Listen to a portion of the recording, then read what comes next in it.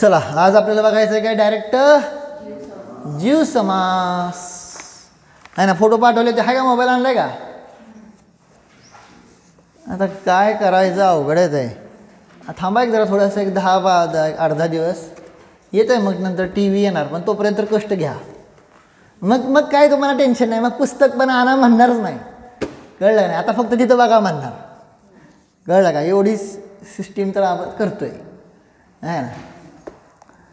जीव समास पान नंबर किती आहे? 38. कोणाचं 40? बघून घ्या.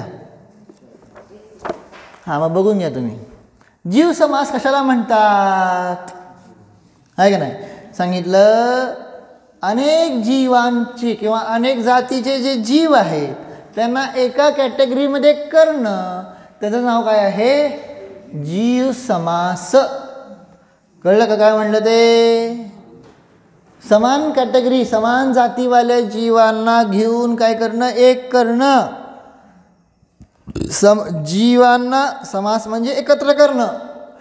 दिसतंय का खाली व्याख्या? दिसते का खाली? तिथं लिहिलंय बघा, जीव प्लस समास, जीवों को इकट्ठा करने वाले सदृश धर्म. 38 किंवा 40 पान बघा, ठीक आहे. हां जरा अर्धा दिवस जरा थोडीशी करा जरा सवय, परत त्यानंतर काय टेन्शन नाही आहे ना. मग सगळ्यांच्या पुढं असेलच. तर मग सांगितलं अशा प्रकारे जीवांना एकत्र करणं हे काय आहे? जीव समास आहे. म्हणजे उदाहरणार्थ काय? एक सदृशवाले जीव बघायचे, एकेंद्रियवाले आता सगळे जीव आहेत का नाही? 3 लोकांमध्ये जीव किती आहेत? 3 लोक में जीव अनंत. पुढं हां सुख चाहे दुख ते भयवन. कळलं का? 3 लोकांमध्ये जीव किती आहेत? अनंत. मग त्यातले आपल्याला काय करायचे? सगळ्यांची कॅटेगरी वेगवेगळी करायची का नाही? आता इथं बसलेले जीव किती आहे सांगा बर? इथं बसलेली संख्या किती आहे? बर 50. समजून आपल्याला काय कुठं हे करायचं त्याला आहे का नाही? 50. मग 50 मध्ये आता कॅटेगरी केलं जाणार आहे ना. काय 15 वर्षापर्यंतचे एका कॅटेगरीत बसा, 30 वर्षाचे वेगळे, कळलं का नाही? पुढं 45 वाले वेगळे, त्यानंतर परत असं वयातनं कॅटेगरी केली, परत वयानंतर मग परत कॅटेगरी केली, स्त्रियावाले वेगळे, पुरुषवाले वेगळे, परत काय कॅटेगरी केली? परत कोण? हां गांधीवाले वेगळे, दोषीवाले वेगळे. एक्झाम्पल हो, समजतं का नाही? असं काय केलं आपण? कॅटेगरी करतो का नाही? हां तसं इथं टार्गेट केलं जातं. तर अशा प्रकारे ते जीवांना एकत्र. मग 3 लोकांमध्ये अनंत जीव आहेत. तर त्यामध्ये पहिल्यांदा कुठले सांगितले? 5 इंद्रिय माहिती सगळ्यांना? 5 इंद्रिय कुठले कुठले? एकेंद्रिय म्हणजे 5 इंद्रियधारी जीव ना. एकेंद्रियवाले, द्विंद्रिय, त्रिंद्रिय, पुढं हां शाबास. 5 इंद्रिय माहिती आहेत का नाही? हां तर आता त्या जीव समासाचे पहिल्यांदा शॉर्टमध्ये 14 होतात भेद. जीव समासाचे किती भेद होतात? 14. 14 कसे होतात? तर एकेंद्रियाचे फळ्यावर लिहिलेलं आहे बघा. एकेंद्रियाचे किती भेद होत आहेत? पहिल्यांदा बादर आणि सूक्ष्म. हे शब्द आता मला माहिती नवीन आहेत, पण आत्ताच पक्क करा, कारण जीव समास संपला की परत आपला मार्गणा महाधिकार बघणार आहोत. आणि तुम्ही मार्गणा ज्या बघितल्या ना त्या सगळ्या वर बघितल्या होत्या, आता तळाशी नेणार आहोत. कळलं का नाही? डेप्थमध्ये जाणार आहोत. त्याची ही सगळी तयारी चालली आहे. पर्याप्ती, गुणस्थान, जीव समास ह्या सगळ्यांची जर पक्का असेल तर त्या मार्गणेच्या डेप्थमध्ये जाता येतं. ओके. सो जीव समासाचे संक्षेपात किती भेद? 14 लक्षात राहील का नाही? 14 गुणस्थान, 14 मार्गणस्थान, तसं 14 जीव समास. क्लिअर? कसं 14 भेद होतात ते पण विसरायचं कारण नाही है ना. एकेंद्रियाचे 2 भेद कुठले कुठले कुठले?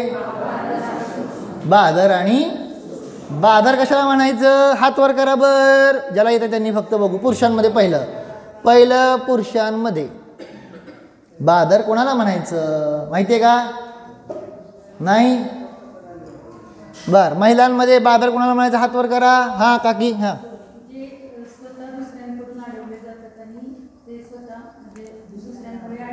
बरोबर. ज्यांचं शरीर कसं आहे, अडथळा निर्माण करतं का नाही? आहे नाही की जेणेकरून सांगितलं उदाहरणार्थ तुम्हाला ह्या भिंतीत नाही त्या भिंतीत पार जायचं आहे, तर अडथळा निर्माण होतो का नाही? मग ज्यांच्या शरीराला अडथळा निर्माण होतो किंवा दुसऱ्याला अडथळा निर्माण करतात त्याला म्हणतात बादर. बादर म्हणजे स्थूल. शब्दशः अर्थ जर सांगायचं म्हटलं तर बादर म्हणजे, बोला की, बादर म्हणजे स्थूल. कळलं का नाही? आणि दुसरे जीव कुठले? सूक्ष्म. मग सूक्ष्म जीवांना काय असते? अडथळा नाही. मग सूक्ष्म जीव ह्या भिंतीतनं त्या भिंतीत आरामात पार होऊ शकतात. त्यांना कोणी अडथळा करू शकत नाही, ते कोणाला अडथळा करत नाहीत. बरं आहे का नाही? कळलं का? बादर सूक्ष्म कळलं? हे लक्षणं लिहून ठेवा सांगतोय, नाहीतर मग पुढं गंमत आहे. आता ही जीव समाज तर जवळजवळ 5-6 दिवस चालणार आहे ना, त्यामुळे हे येणार आहे सारखं. परत म्हणतात काय असं काय होऊ नये, हे पक्क करून टाका. बादर मीन्स काय? स्थूल. कळलं का नाही? स्थूल. आता हे तर तुम्हाला सामान्य डेफिनेशन आहे, पण बादर म्हणजे जे दुसऱ्याला अडथळा करतात किंवा जे दुसऱ्याद्वारे अडथळीत होतात. कळलं का नाही? असं शरीर आहे ना, मग ते शरीरधारी जीव ते बादर. आणि जे सांगितलं काय, दुसऱ्याला अडथळा पण नाही आणि काय स्वतः करत पण नाहीत आणि होत पण नाहीत, ते सूक्ष्म. मग एकेंद्रियाचे 2 भेद केले. कुठले 2 भेद? बादर आणि सूक्ष्म. म्हणजे बादर एकेंद्रिय आणि सूक्ष्म एकेंद्रिय. जसं बादर एकेंद्रिय काय आहेत? उदाहरणार्थ आता हे काय आहे? काय समजा टेबल किंवा ही पृथ्वी. पृथ्वी आहे का नाही? पृथ्वी. मग ही बादर पृथ्वी आहे, अडथळा निर्माण करते का नाही? आपण सूक्ष्म जे पृथ्वी काय ते काय अडथळा नाही, ते आरामात काय करतात? आरपार होतात, कुठूनही कुठे जाऊ शकतात. कळलं का नाही? कळलं का नाही? जे सूक्ष्म केंद्र आपल्या डोळ्यांना दिसत नाहीत, सूक्ष्मजीव डोळ्यांना दिसणार नाहीत, मायक्रोस्कोप खाली सुद्धा जे दिसणार आहे ते बादरच. नाही तर म्हणचाल मायक्रोस्कोप खाली आम्ही बघतो, जे बघणार ते काय आहेत? बादर. जे केवळ केवळ ज्ञानींच्या ज्ञानात झळकले ते. हां कळलं का नाही? हां. तर मग अशा प्रकारे तिथं सांगितलं काय आहे? बादर आणि सूक्ष्म एकेंद्रिय भेद झाला. द्विंद्रिय. 2 इंद्रिय कुठले? जीव नाही. 2 इंद्रिय म्हणजे कोण? 2 इंद्रिय स्पर्श आणि रसनेंद्रिय. त्रिंद्रिय म्हणजे बरोबर. चतुरेंद्रिय म्हणजे बरोबर. आणि पंचेंद्रिय म्हणजे स्पर्श, रस, गंध है ना, चक्षु है ना, आणि कर्ण. बरोबर. तर मग घ्राण, चक्षु आणि कर्ण. ओके, 5 इंद्रिय. सोपं आहे. मग ह्या 5 इंद्रियांचे परत काय केले? 2 भेद केले. 2 भेद कुठले? असंज्ञी आणि कॅटेगरी. समजली का नाही? असंज्ञी म्हणजे ज्यांना मन आहे.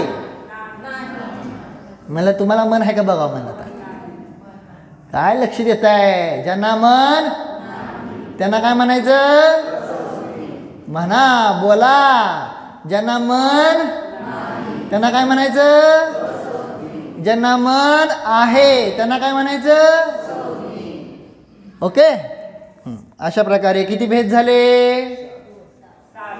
7. लक्ष आहे का? फळ्यावर बघा. फळ्यावर लिहिलेलं आहे. लिहिले का फळ्यावर? 7 भेद. वाचा बर. बादर एकेंद्रिय. नुसतं केंद्रिय म्हणू नका. बादर एकेंद्रिय, सूक्ष्म केंद्रिय,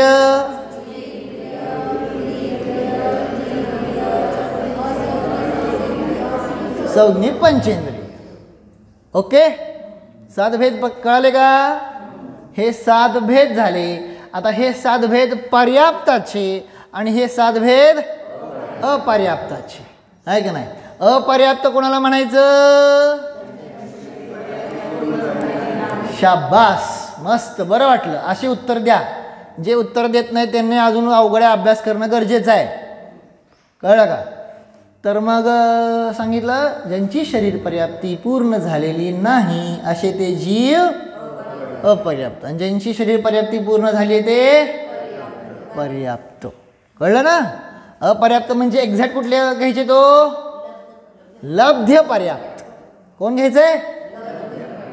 कळलं ना? ज्यांना नाही कळलं तरी मागचा अभ्यास करा, नाही तर डेंजर आहे ना. डेंजर सांगतो, खरं डेंजर आहे. पुढं काहीच कळणार नाही. काय चाललंय ठीक आहे, आमच्या डोक्याच्या बाहेर आहे, एवढंच होणार. कारण हे सोप्या गोष्टी तुम्हाला सांगितलेल्या, सोप्या गोष्टी पक्क्या झाल्याच पाहिजेत. आणि मी विचारणार आहे सांगतोय कालच्यासारखं आहे ना. फक्त आता आज थोडासा प्रयोग वेगळा. काय काय लोक अजिबात सिरियसली ऐकत नाहीत, त्यामुळे आज हात वर करायला लावणार नाही, अचानक विचारणार. कळलं का? म्हणजे जरा कॉन्सन्ट्रेशनच नाही जरा सुद्धा, आहे का नाही. त्यामुळं आता मग मी फक्त बघतोच. हां, तर मग 7 झाले का? 7 दुने पक्क कधी पण सांगणार आहे का नाही. कुठले कुठले पर्याय वाचा बर.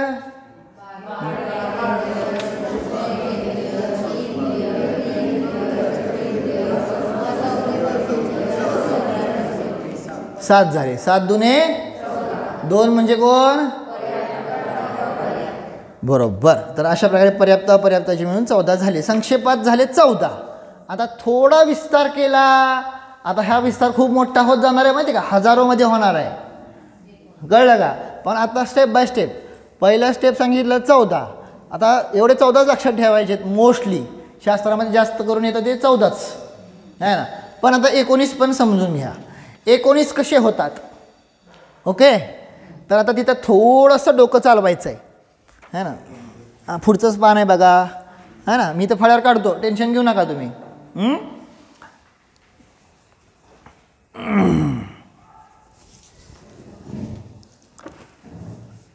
आता एकेंद्रिय जीव आहेत का नाही? हां, त्या एकेंद्रिय जीवांची कॅटेगरीज फक्त आता बदलणार.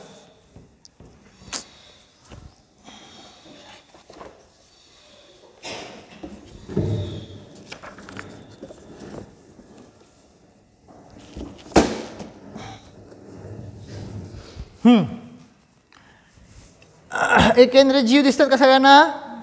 हां, ह्या एकेंद्रियामध्ये कुठले कुठले आहेत आपले?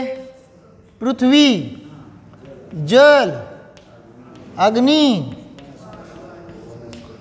वायू आणि वनस्पती. हे सगळं लक्षात ठेवा बरं का. आता ह्या वनस्पतीचे परत काय होतात? 2 भेद होतात. पहिल्यांदा 2. ओके. ह्या वनस्पतींचे 2 भेद होतात, है ना. कुठले? साधारण आणि प्रत्येक. समजते का? वनस्पती कायिक जीव कशाला म्हणतात? वनस्पती जी कायिक जीव कोणाला म्हणतात? ज्यांचं वनस्पती हे शरीर आहे त्यांना वनस्पती कायिक. कळतंय का नाही? सोपा प्रश्न विचारला आहे. पृथ्वी, ज्या जीवांचं पृथ्वी हे शरीर आहे. समजतंय ना? हां, तसं. आता ह्या वनस्पतीचे 2 भेद झाले, साधारण आणि प्रत्येक. साधारण म्हणजे कोण सांगेल?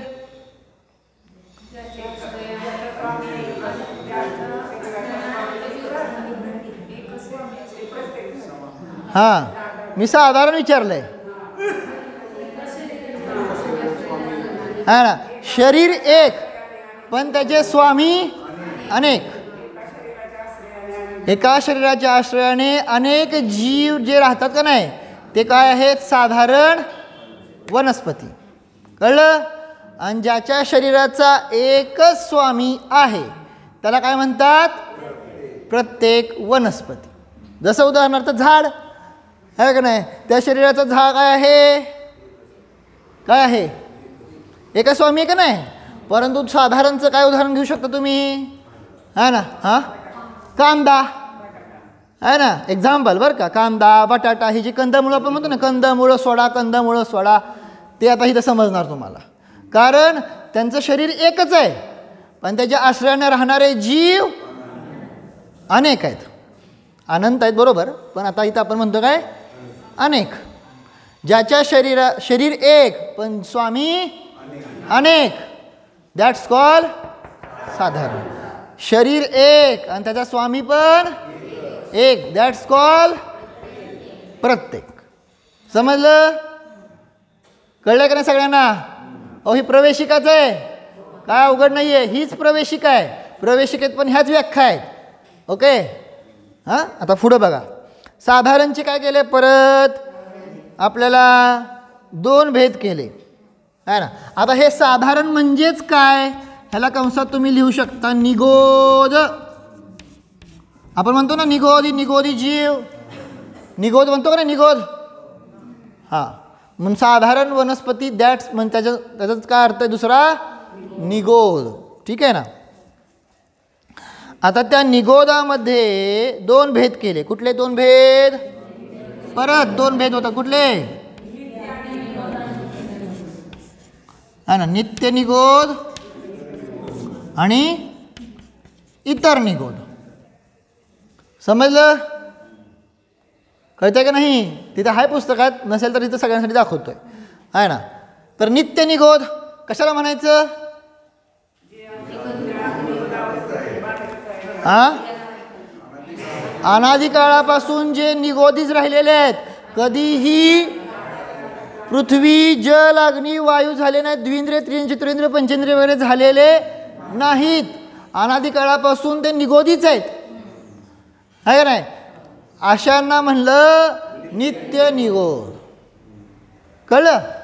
आणि दुसरं इतर निगोध. इतर निगोध म्हणजे काय सांगितलं, की जे निगोध अवस्थेत ना बाहेर येऊन त्रस बनलेले आहेत आणि परत निगोधात गेलेले आहेत, त्यांना म्हणलं इतर निगोध. समजलं का? निगोध समजतंय ना, आहे ना. तर निगोध, आता तुम्हाला ते कुठं राहतात ते आपण नंतर, आहे ना, ते फक्त खालीच राहतात असं नाही आहे. 3 लोकांमध्ये भरले सगळे निगोधी जीव, है ना. खाली तर आहेत 7व्या नरकाच्या खाली निगोधी जीव राहतातच, परंतु फक्त खालीच राहतात असं नाही आहे, 3 लोकांमध्ये भरलेले आहेत. 2 प्रकारचे कळले का, नित्य निगोध आणि इतर निगोध. नित्य निगोध म्हणजे काय, अनादिकाळापासून निगोधीच आहेत, ज्यांनी कधीही त्रस पर्याय धारण केलेली नाही, त्यातनं बाहेरच पडले नाहीत निगोधातनं. अहो पृथ्वी, जल, अग्नी, वायू पण बनले नाहीत कधी. कळलं का नाही? असे काय आहेत, नित्य निगोध. आणि इतर निगोध, जे काय नित्य निगोधातनं निघालेले आहेत काय, आणि परत त्रस पर्याय धारण करून झाल्यानंतर परत निगोधात गेले. कळलं ना?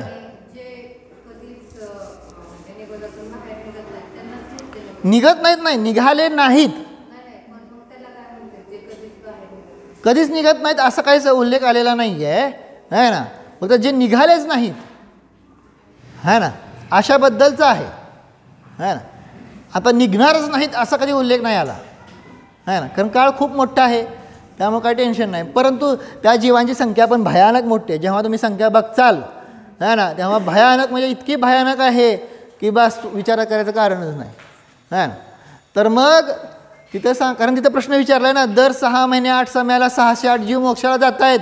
जर असा अनंत काळ जरी गेला तर एक वेळ अशी येईल की सगळे जीव मोक्षाला जातील काय. तर तुम्ही त्याचं टेन्शन घेऊ नका म्हणाले, कारण त्यासाठी तुम्हाला निगोधी जीव समजून घ्या म्हणले, है ना. मग कळेल की काय किती जीव आहेत, ते भयानक आहेत, है ना. तो किती पण काळ संपू द्या, जीवराशी संपत नाही, एवढी जीवराशी मोठी आहे. ते गणित जेव्हा बघचाल तेव्हा मी सगळं सांगतो तुम्हाला. त्यासाठी तुम्हाला ते लौकिक मान काय आपलं अलौकिक मान शिकायला लागेल. ठीक आहे, हे कळलं का आता? समजलं की नाही सगळ्यांना? पुढं प्रत्येकाचे दोन दोन भेद. पट पट पट पट पट. हां, सप्रतिष्ठित आणि अप्रतिष्ठित.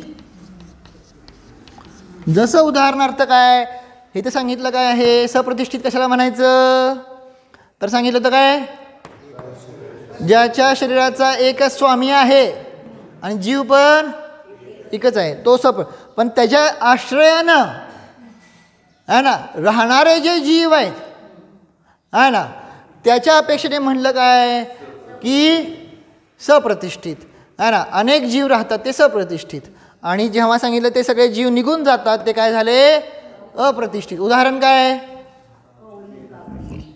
आहे ना, कवळं कुठलं पण आहे ना, समजा काय आहे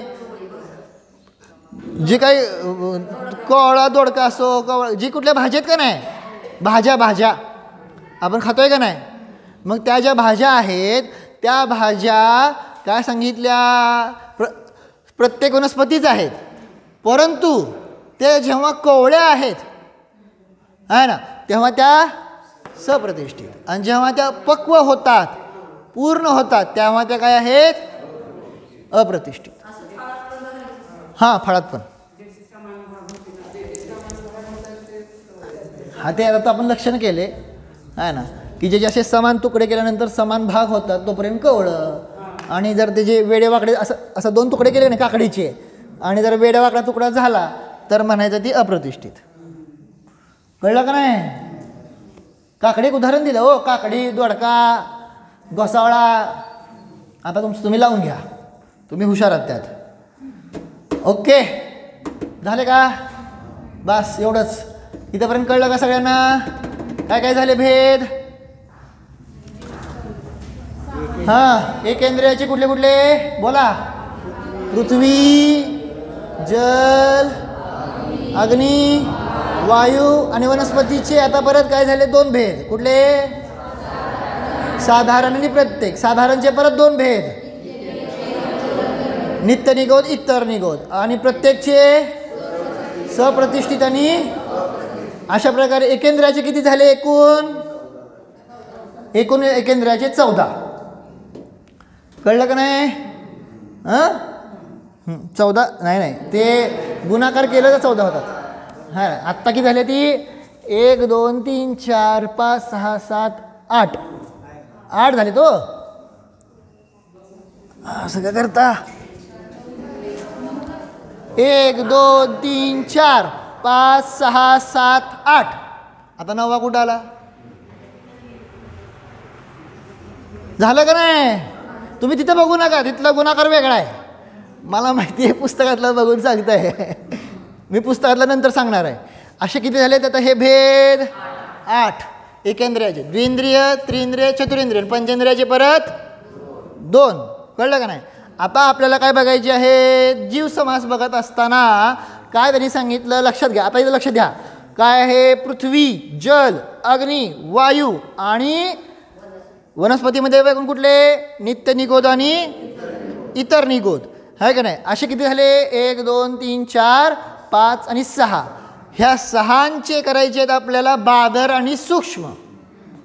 ह्या 6चे काय करायचे आहेत?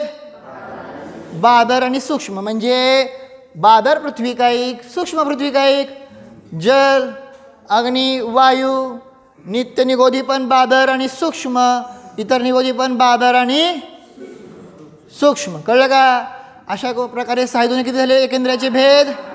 12. ठीक आहे. ह्यांचे बादर सूक्ष्म होत नाहीत, आहे ना. का होत नाहीत परत बघू आपण, आहे ना. तर मग ह्यांचे बादर आणि सूक्ष्म होत नाहीत, तर त्यामुळे हे 12 मध्ये 2 मिसळले. किती झाले? 14. एकेंद्रियाचे किती झाले? झाले का 14? 15वा, 16वा, 17वा, 18 आणि 19. क्लिअर झाले का? है ना. हे फक्त 19 जीव बघितले सामान्य, है ना. आता ह्यांचे परत काय करणार आहेत ते पुढे जाऊन सांगतो. पर्याप्त आणि अपर्याप्त गुणाकार करणार आहेत, आहे का नाही. तेव्हा त्याचा गुणाकार वाढतो. ठीक आहे ना. तर तो सगळी चर्चा जी आहे ती आपण परत उद्याच्याला बघूया. पण आता 19 कळले का सगळ्यांना? सगळ्यांना क्लिअर झाले का? मग आता हे 19 लक्षात राहो न राहो, कमीत कमी 14 तर लक्षात ठेवा जे अगोदर सांगितले होते ते, है ना. आता सांगा मला पटपट पटपट पटपट, आहे का नाही. तर जे संक्षेप रूपानं 14 भेद केले होते का नाही, संक्षेप रूपानं शॉर्टली, आहे ना. तर ते 14 भेदांची नावं कोण सांगेल? हात वर करा. 14 भेद मी म्हणलं ना इथंच पाठ करायचंय. हां 14 भेदांची नावं. हां स्नेहा काकी. हां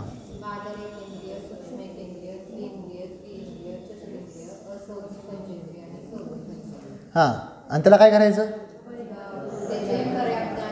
हां ते पण महत्त्वाचं आहे ना.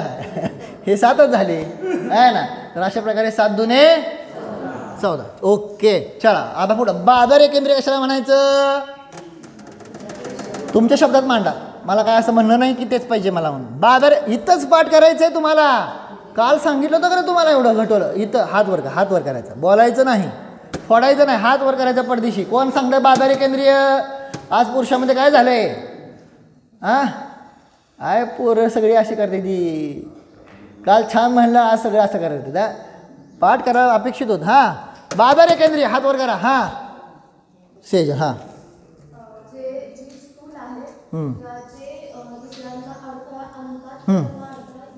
बरोबर, त्यांना काय म्हणायचं? बादर. ठीक आहे ना. अशा एकेंद्रियाचे बादर एकेंद्रिय. सूक्ष्म कोणाला म्हणतात? अरे हात वर करा, हात वर करा. सगळे नुसतं फोडते ती, है ना. मला कळू तर दे की तुम्हाला किती लोकांना कळतंय. हां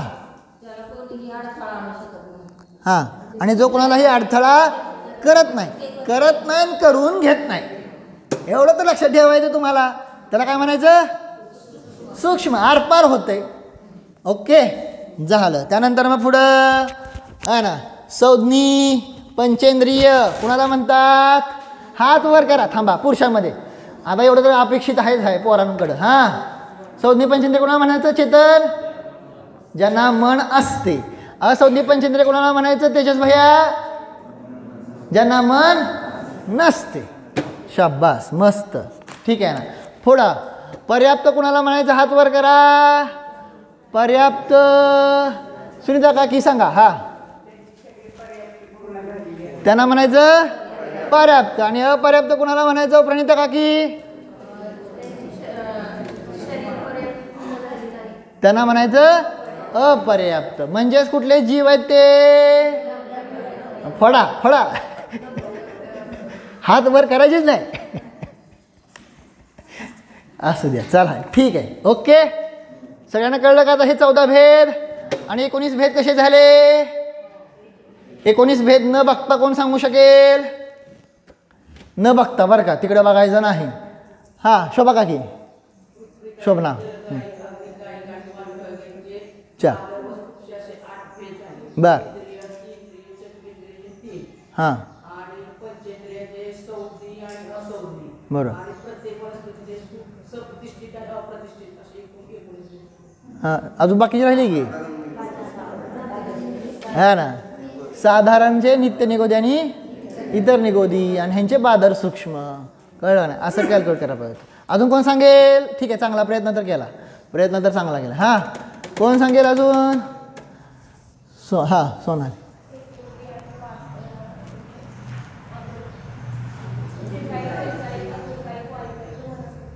हां हां वनस्पती. बरं. हां हां सप्रतिष्ठित आणि अप्रतिष्ठित. हां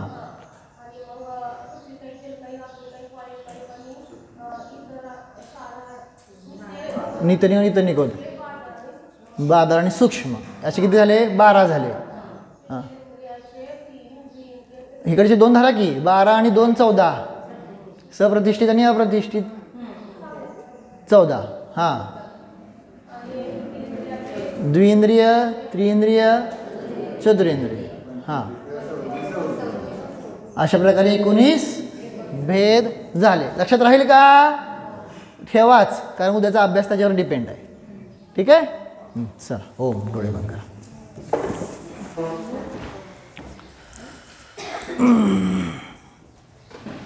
जाना हा मी. डोळे बंद करा. ध्यानाला बसायचंय. जाणा मी हा. एकेंद्रिय नाही, द्विंद्रिय नाही, त्रिंद्रिय नाही, चतुरिंद्रिय नाही, पंचेंद्रिय नाही. मी आत्मा अतींद्रिय स्वभावी आहे.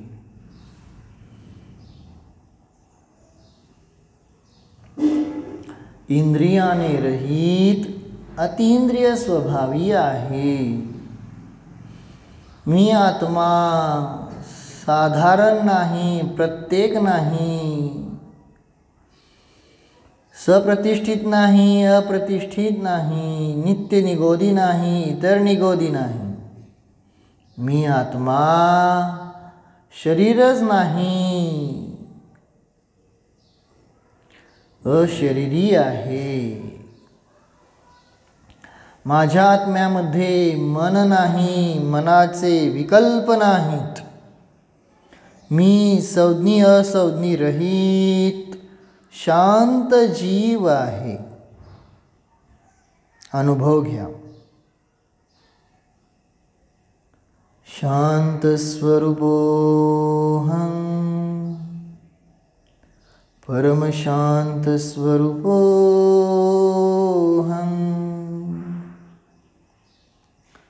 ओम.